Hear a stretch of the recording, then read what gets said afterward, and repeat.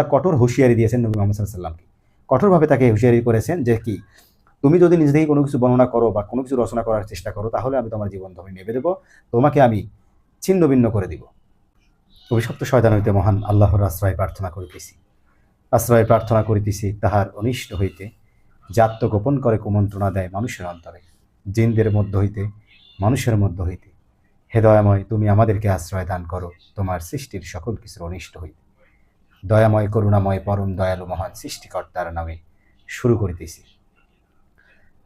আপনি যখনই ধর্মীয় গোড়ামি ছেড়ে কোরআনে প্রবেশ করবেন, তখন আপনার নাম দেওয়া হবে নাস্তিক, অর্থাৎ নাস্তিক উপাধি আপনাকে ট্যাগ লাগানো হবে। আর এই নাস্তিক উপাধি দিয়েই আপনাকে চলতে হবে। এই ধর্মের যে গোড়ামি, অর্থাৎ প্রচলিত ধর্মের সাথে যে কোরআন বহির্ভূত সম্পর্ক, সেগুলোই যখন আপনি বলতে যাবেন, তখন আপনি হাদিস মানেন না, নবী মানেন না, আল্লাহ মানেন না, এই ধরনের কথাবার্তা বলে আপনাকে একঘারুয়া করে দেওয়া হবে। এবং এই কথাগুলোর সঙ্গেই কিন্তু কোরআন বহির্ভূত একটা সম্পর্ক রয়েছে। যেই বা যারা যখনই কোনো অবস্থাতেই কোরআন পড়তে যাবেন, কোরআন বলতে যাবেন, তখনই আপনার নাম দেওয়া হবে, আপনার উপাধি দেওয়া হবে, নতুন করে একটা ট্যাগ লাগানো হবে। এই কৃষ্টি কালচারগুলো যুগ যুগ ধরেই করে আসছে। যারা ধর্মের প্রধান শিক্ষকতা করে, যারা কোরআন বহির্ভূত কথা বলে, বিশেষ করে আমাদের সমাজের যারা গণ্যমান্য ব্যক্তি যারা রয়েছেন, তারাই কিন্তু মূলত এই উপাধি বা ট্যাগ লাগান। কারণ আপনার লেবাস নেই, কারণ আপনার শিক্ষা যোগ্যতা নেই, কারণ আপনি কোরআন বোঝেন না, কোরআন নিয়ে কথা বলার অধিকার আপনার নেই। এই কথাগুলো বলেই মানুষকে থামানোর চেষ্টা করা হয়। কিন্তু এটাই চিরন্তর সত্য। যেই বা যারা যে অবস্থাতেই থাকুক না কেন, যখনই কোরআন নিয়ে কথা বলতে যাবেন, কোরআনের সত্যতা তুলে ধরবেন, কোরআন বহির্ভূত কথা তুলে ধরবেন, তখন আপনাকে একঘারুয়া করে দেওয়া হবে। তখন আপনার সমাজ আপনাকে খারাপ বলবে, তখন আপনার পরিবার আপনাকে খারাপ বলবে, তখন রাষ্ট্রের যে মানুষগুলো রয়েছে, সমাজের যে মানুষগুলো রয়েছে, সেগুলো আপনাকে খারাপ বলবে, খারাপ বলে আপনাকে একটা বিরোধী ট্যাগ লাগিয়ে দিবে। নবী এটা বলেছেন, নবী ওইটা বলেছেন, নবী এটা করেছেন, নবী ওইটা করেছেন। আসলে নবী কোরআন বহির্ভূত কোনো কথাই বলেননি, কিন্তু এই কথাগুলোই মানুষকে বোঝাতে খুব কষ্ট হয়।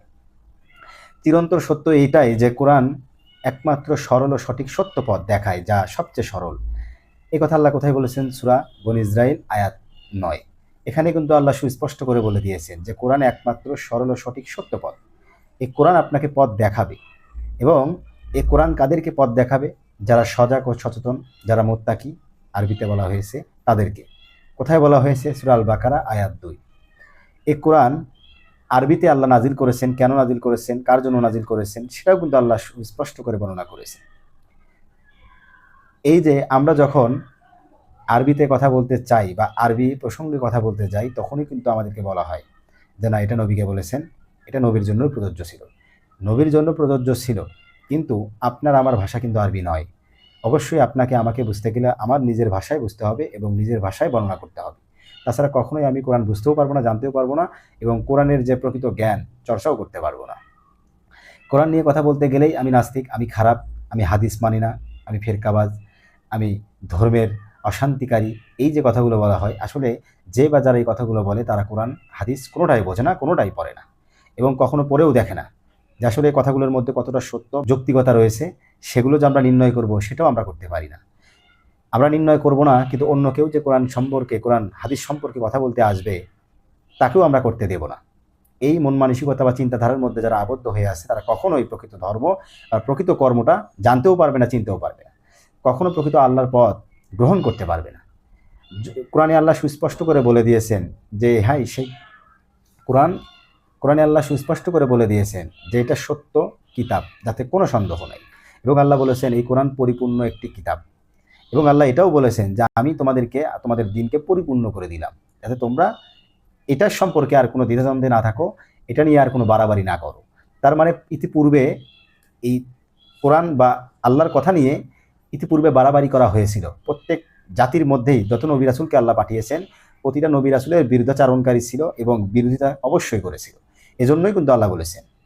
তাই যখনই বিরোধিতা করে আসছে বা করে যাচ্ছে, এবং এই যুগের পর যুগ ধরে এই কৃষ্টি কালচারগুলো একইভাবে আসবে। কিন্তু নবী ইব্রাহিমকে আগুনে নিক্ষেপ করা হয়েছিল। কেন করা হয়েছিল? যখন তিনি সত্যটা উপস্থাপন করেছিলেন তার জাতির কাছে, তখনই কিন্তু তার বিরোধিতা করা হয়েছে এবং তাকে একঘারুয়া করে দেওয়া হয়েছে, এবং তাকে বয়কট করা হয়েছে, তাকে হত্যা করার চেষ্টা করা হয়েছে। ঠিক তদ্রূপ শোয়েব আলাইহিস সালামও যখন এসেছেন, তাকেও ঠিক একইভাবেই আলাদা করা হয়েছে, বিচ্ছিন্ন করা হয়েছে, তাকে পরিত্যাগ করা হয়েছে। কিন্তু নবী রাসূলরা যুগে যুগে এসেছেন, ইউসুফ এসেছে, এই লুত এসেছে, লুতও কিন্তু তার দাদিকে একই কথাই বলেছেন যে তোমরা এক আল্লাহর ইবাদত করো এবং তোমরা যে যে কাজগুলো করে যাচ্ছ বা করে আসছো সেগুলো অতি নিকৃষ্ট এবং তোমাদের মধ্যে এই সৃষ্টিগুলোর মধ্যে কেউ কখনো করেনি। এই কথা বলার কারণেও তাকে কিন্তু একঘরে করে দেওয়া হয়েছিল, তাকেও বয়কট করা হয়েছিল। তাহলে নবী রাসূলকে আল্লাহ পাঠিয়েছেন, নূহ নবীকে 950 বছর জীবন দিয়েছেন এবং এই 950 বছর তিনি আল্লাহর পথে কাজ করে গিয়েছেন। এই 950 বছর জীবনেই তিনি এই মানুষকে সত্য সংবাদ পৌঁছিয়েছেন, মানুষকে সত্যটাই বোঝানোর চেষ্টা করিয়েছেন। কিন্তু সে মানুষরা তার সত্যটা গ্রহণ করেনি, বরং তাকেই বয়কট করেছেন, তাকেই অস্বীকার করেছেন, তাকেই কাফের বলে মন্তব্য করেছেন। কিন্তু নবী রাসূলরা যখনই সত্য নিয়ে আসে তখনই তাদের বিরুদ্ধে একটা করে ষড়যন্ত্র বা চক্রান্ত করা হয়। ঠিক তদ্রূপ এখন যারা কোরআন নিয়ে কথা বলতে আসবে বা এখনকার যে নবী বা রাসূল এসেছেন তিনি যখন কোরআন বা এই সত্য সংবাদ মানুষের কাছে তুলে ধরবেন তখন তাকেও একই কথা বলা হবে, কারণ এটা আল্লাহর রীতি এবং নীতি, এটাই আল্লাহর সুন্নত, এটার কোনো পরিবর্তন নেই। অবশ্যই আপনারা নিজ মাতৃভাষায় কোরআন পড়ুন, একের পর এক ভিডিও করা হবে এবং প্রসঙ্গ সত্য সহ আপনাদের কাছে আয়াত স্পষ্ট করে বর্ণনা করা হবে। আপনারা দেখবেন, মেলানোর চেষ্টা করবেন, কোনো কথা নয়, শুধুমাত্র কোরআন থেকে দেখবেন, কোরআনের রেফারেন্স দেখবেন, আপনাকে যে কথা বলা হচ্ছে বা যে প্রসঙ্গে বলা হচ্ছে সেই প্রসঙ্গগুলো সম্পর্কে কোরআন কি বলে সেটা নির্ণয় করুন, সত্য মিথ্যা যাচাই করুন। কারণ আল্লাহ কোরআনকে বলেছেন ফুরকান, এই ফুরকান হচ্ছে সত্য এবং মিথ্যার পার্থক্যকারী বা সত্য মিথ্যাকে কি নির্ণয় করার ক্ষমতা রাখে।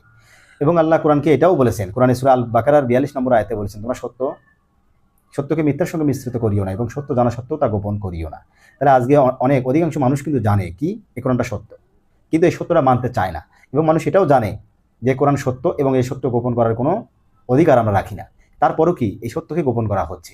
আল্লাহ কঠোর হুঁশিয়ারি দিয়েছেন নবী মুহাম্মদ সাল্লাল্লাহু আলাইহি ওয়াসাল্লামকে, কঠোরভাবে তাকে হুঁশিয়ারি করেছেন যে কি তুমি যদি নিজে থেকে কোনো কিছু বর্ণনা করো বা কোনো কিছু রচনা করার চেষ্টা করো তাহলে আমি তোমার জীবন ধরে নেবে দেবো, তোমাকে আমি ছিন্ন ভিন্ন করে দিব।